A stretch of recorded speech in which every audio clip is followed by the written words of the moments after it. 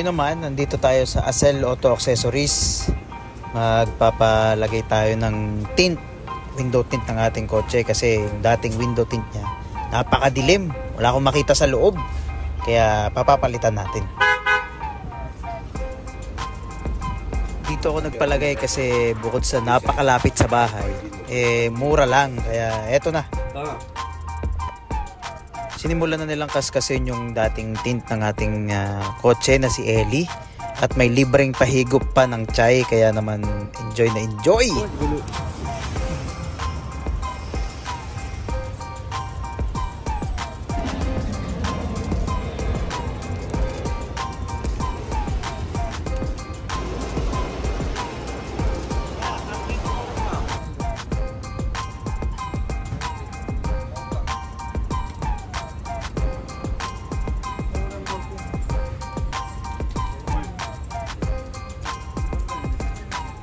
At pagkatapos kaskasin, ayan, sinukatan na ni my friend ng ating bintana.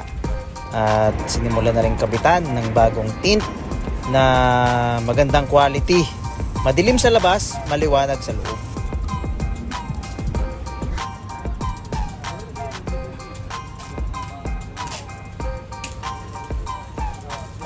Ayan o, yung dati niyang tint, pinahiwaan ko pa ng malapit sa side mirror kasi sa gabi talaga hindi ko makita. Kasi napakadilim. Ngayon, wala na, hindi na kailangan yan kasi maganda na yung ilalagay. Siguro dating may-ari ng sasakyan ko, pinalagay niya is yung mumurahin lang na tint.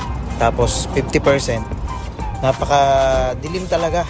Kaya hindi siya safe imaneho dati nung dating tint niya. Yan, pati likod, pinalagyan ko rin. Pero yung may bandang stoplight, brake light, sabi ko iwan niya ng blanco para kitang-kita pa rin yung ilaw.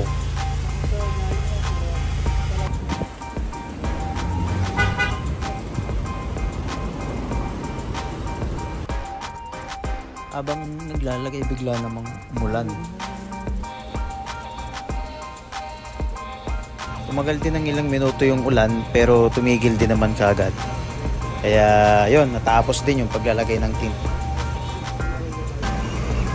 Ito na ang finished product, natapos na. Palagyan ko na ng tint. Ayan, madilim sa labas pero sa loob napakaliwanag. Yan, kitang-kita ko ngayon kahit sa gabi. Yan yung likod na sinasabi ko na okay niya. So yun o, diba? Dilim sa labas pero maliwanag kapag nasa loob.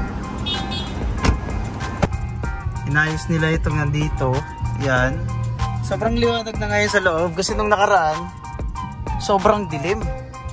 So yun, okay. Ang ganda nung nilagay nilang tint. Napakaliwanag sa loob pero sa labas, madilim. Super!